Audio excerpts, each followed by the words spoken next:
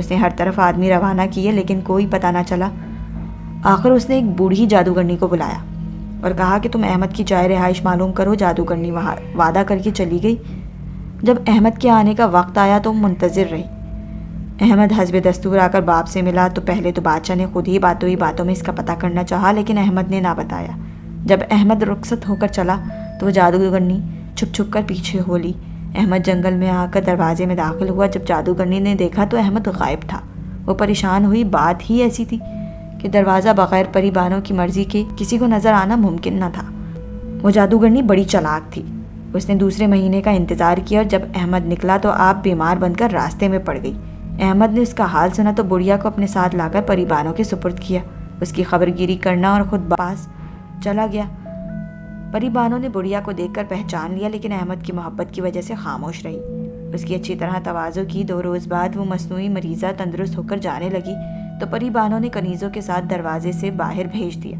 بڑھیا نے پلٹ کر دیکھا اور دروازہ دیکھنا چاہا تو وہاں کچھ بھی نہ تھا۔ احمد والد کے پاس چند روز رہ کر واپس آیا۔ بڑھیا جادوگرنی بادشاہ کی خدمت میں حاضر ہوئی اور کل حال بیان کر دیا اور کہنے لگی کہ گو احمد سعادت مند ہے، لیکن ممکن ہے کہ پری کے بہکانے میں کوئی حرکت نہ کر بیٹھے۔ وزیر نے کہا کہ آپ شہزادے کو قید کروا دیجئے، لیکن ساحرہ نے منع کیا اور کہنے لگی اس طرح پریوں سے دشمنی ہو جائے گی اور وہ سارا ملک تباہ و برباد کر دیں گی۔ ان سے دشمنی مول لینا حماقت ہے۔ آپ ایسا کیجئے کہ اب کی مرتبہ شہزادہ آئے تو اس سے کہیے کہ مجھے ایسا خیمہ منگوا دو جو آدمی کی جیب میں آ جائے، اور جب کھول کر پھیلائیں تو 1 لاکھ آدمی اس کے نیچے آ جائیں۔ اگر وہ شہزادہ خیمہ لے آیا تو میں چند چیزیں بتا دوں گی، آپ ان کی فرمائش کیجیے گا۔ ان کا نتیجہ یہ ہوگا کہ پری ناراض ہو کر خود ہی اس کو قتل کر دے گی۔ یہ رائے سب نے بہت پسند کی اور احمد کی آمد کا انتظار کرنے لگی۔ حسب معمول احمد آیا تو باپ نے بہت مدارت کی اور ایک روز موقع پا کر کہہ دیا کہ بیٹا یہ مجھے معلوم ہو گیا کہ تمہاری شادی پری سے ہوئی ہے، اور اس سے مجھے خوشی بھی ہوئی کیونکہ تمہاری بھی خوشی ہے، اس لیے میں پتہ تو نہیں پوچھتا، لیکن ایک تحفے کی ضرور خواہش ہے کہ تم اپنی بیوی سے کہہ کر ایک ایسا خیمہ لا دو جو ایک آدمی کی جیب میں آ جائے۔ جب اسے کھولیں تو اس میں 1 لاکھ آدمی سما جائیں۔ احمد نے کہا میں تو آج تک وہاں ایسا خیمہ نہیں دیکھا، لیکن میں پری سے درخواست کروں گا، لیکن وعدہ نہیں کرتا کیونکہ یہ چیزیں میرے اختیار کی نہیں۔ ہاں اگر ممکن ہوا تو حاضر ہو جائے گا۔ بادشاہ نے کہا جب وہ تمہاری بیوی ہے تو کیا وجہ ہے کہ وہ تمہاری خواہش کو رد کر دے گی، اور اس کو اپنے خاوند کی خواہش کی پرواہ نہیں تو تمہیں مرد کہلاتے ہوئے شرم آنی چاہیے، کم از کم میں تو تمہارا منہ نہیں دیکھوں گا۔ احمد رنجیدہ دل گرفتہ پری بانوں کے پاس آیا تو چہرے سے ملال ٹپکتا تھا۔ پری بانوں نے پوچھا خیر تو ہے؟ نصیب چہرہ دشمنان پر گرد و ملال کیوں ہے؟ شہزادے نے کل حالات سنائے، پھر تعجب سے کہنے لگا معلوم نہیں والد کو میرا حال کیسے معلوم ہوا؟ پری بانو ہنس کر کہنے لگی جو بڑھیا تم لائے تھے وہ بادشاہ کی بھیجی ہوئی ساحرہ تھی، وہ سب کچھ دیکھ کر گئی ہے، اس نے بادشاہ کو سمجھایا ہے۔ احمد کہنے لگا والد نے مجھے آج یہ کہا ہے کہ اگر تم بیوی سے اتنا مرعوب ہو تو اپنے آپ کو مرد کہلانا چھوڑ دو، مجھے اس کا بے حد رنج ہے۔ پری بانو نے احمد کو سینے سے لگا کر پیار کیا اور کہنے لگی میری جان میری روح تم پر قربان، تم اتنی سی بات کی فکر کیوں کرتے ہو؟ خیمہ میں منگوائے دیتی ہوں، لیکن معلوم ہوتا ہے کہ بادشاہ کے مشیروں نے حالات خراب کرنے کا ارادہ کیا ہے۔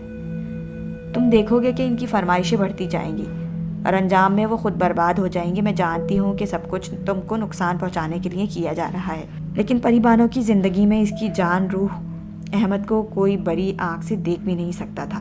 احمد اس کی وسعت دیکھ کر حیران رہ گیا۔ اس کے بعد پری بانوں نے خیمہ منگوایا، اس کو طے کروا کر احمد کو پیش کیا تو وہ اس قدر مختصر تھا کہ احمد کی جیب میں آ گیا۔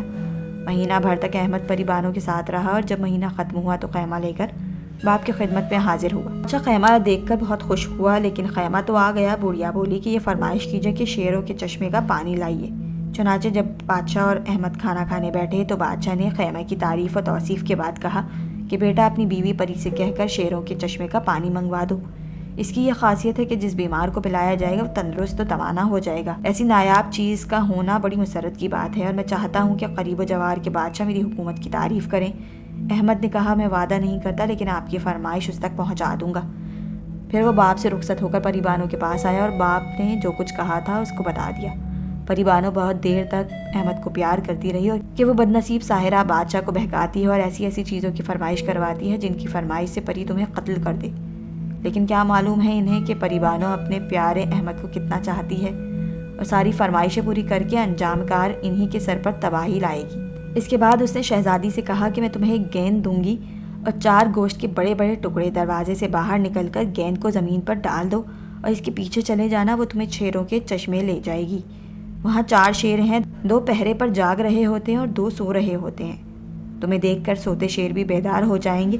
اس وقت یہ گوشت کے ٹکڑے ان کے آگے ڈال دینا۔ جب وہ کھانے میں مصروف ہو جائیں تو تم جلدی سے پانی لے کر گھوڑے پر سوار ہو کر چلے آنا۔ پھر اس نے ایک گیند احمد کو دی اور بکری منگوا کر ذبح کی اور اس کے 4 ٹکڑے کروا کر گھوڑے پر بندھوا دی اور احمد کو سینے سے لگا کر رخصت کیا۔ احمد گیند کے پیچھے شیروں کے چشمے پر جا پہنچا۔ جو ہی شیروں نے اس کو دیکھا، دوسرے شیروں کو بھی جگا دیا اور سب مل کر احمد کی طرف دوڑے۔ احمد نے گوشت کے ٹکڑے ان کے آگے ڈال دیے اور جلدی سے چشمے سے مشکیزہ بھر کر گھوڑے پر سوار ہو گیا اور سیدھا اپنے باپ کے محل پہنچا۔ پانی لے کر سامنے رکھ دیا۔ باپ بہت خوش ہوا اور کہنے لگا بے شک تمہاری بیوی وفادار ہے۔ پھر احمد کو باعزاز مہمان رکھا اور خود خفیہ طور پر اس ساحرہ سے ملا اور کہنے لگا شہزادہ تو شیروں کے چشمے کا پانی بھی لے آیا اور اس کو کوئی غزل نہ پہنچی۔ یہ سن کر ساحرہ بھی ڈر گئی اور کہنے لگی شہزادے کی معشوقہ بہت ہی طاقتور پری ہے۔ اب آپ اس سے کہیں کہ مجھے ایسے آدمی کی ضرورت ہے جس کا قد 10 گز اور داڑھی 20 گز ہو، لیکن اس کا ایک بال بھی زمین پر نہ گرے، آنکھیں اندر کو دھسی ہوئی اور مونچھیں کانوں پر لپٹی ہوئی ہوں۔ مجھے امید ہے یہ فرمائش پوری نہ کر سکے گی۔ ضرور شہزادہ جن کے ہاتھوں مارا جائے گا۔ بادشاہ نے بوڑھی ساحرہ کو رخصت کر دیا اور شہزادے کے پاس آیا، اس سے فرمائش کا ذکر کیا۔ شہزادہ باپ کی فرمائشوں سے تنگ ہو کر پری بانوں کے پاس آیا اور سب حال سنایا۔ پری ہنسی اور کہنے لگی دیکھا یہ فرمائش تو کچھ مشکل نہیں، ساحرہ نے جس شخص کا حلیہ بتایا ہے وہ میرا بھائی ہے، جب تم جاؤ گے تو اسے ملوا دوں گی۔ امید ہے کہ انجام بھی قریب آ گیا ہے۔ پھر دونوں مہینے بھر تک عیش و عشرت میں مشغول رہے۔ جب شہزادے کی روانگی کا وقت آیا تو پری بانو نے ایک انگیٹھی روشن کر کے کچھ پڑھا اور اپنے سر کا بال توڑ کر جلایا۔ اسی وقت ایک ہیبت ناک آدمی سامنے آ کر کھڑا ہو گیا۔ اس کا قد 10 گز اور داڑھی 20 گز بل کھاتی ہوئی قریب تھا۔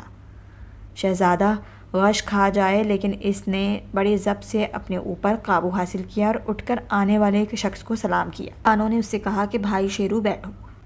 شیرو نے احمد کو دیکھ کر پوچھا یہ آدم زاد کون ہے؟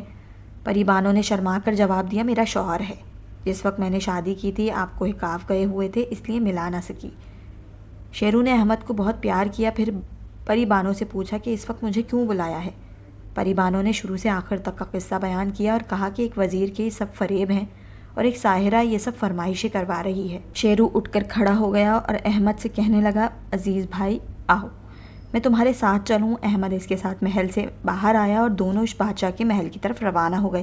راستے میں جس نے شیرو کو دیکھا چیخیں مارتا ہوا بھاگا۔ دربار تک پہنچتے پہنچتے سارے شہر میں بھگدڑ مچ گئی، یہاں تک کہ احمد شیرو کو لیے ہوئے بادشاہ کے سامنے پہنچ گیا۔ شیرو نے بادشاہ سے پوچھا تم نے مجھے کیوں بلایا ہے؟ اس کی صورت دیکھ کر بادشاہ اوندھے منہ گر پڑا اور پیشاب خطا ہو گیا۔ سب امیر و وزیر خوف سے تھر تھر کانپنے لگے۔ جب بادشاہ نے شیرو کو کوئی جواب نہ دیا تو اس نے غصے میں اپنا 22 من گزر اٹھا کر اس کے سر پر دے مارا۔ بادشاہ تخت پر گر کر رہ گیا۔ پھر اس نے سب حاسد امراء و وزراء کو ایک ایک گز مار کر ختم کر دیا۔ صرف ایک وزیر جو احمد کا حامی تھا اس کی سفارش سے بچا۔ اس کے بعد شیرو نے رعایا کی مزاج پرسی کا ارادہ کیا، لیکن احمد نے کہا کہ ان کا کوئی قصور نہیں ہے۔ پھر شیرو نے اس خبیث ساحرہ کو بلا کر اپنے پاس کھڑا کروا کے قتل کیا جو اس تمام جھگڑے کی بانی تھی۔ اس کے بعد اس نے احمد کو تخت پر بٹھایا اور سب کو بلا کر حلف برداری لی۔ احمد کا ایما پر علی کو صوبے کا حاکم مقرر کر کے بھیج دیا۔ احمد نے حسین کو بلا کر پوچھا کہ آپ جہاں کی حکومت چاہیں وہاں بھیج دوں۔ حسین نے شکریہ ادا کر کے کہا میں گوشہ نشین رہنا چاہتا ہوں۔ احمد نے کہا آپ کی مرضی، اگر کسی وقت کوئی تکلیف ہو تو مجھے مطلع کیجیے گا۔ اب احمد نے یہیں رہنا شروع کر دیا۔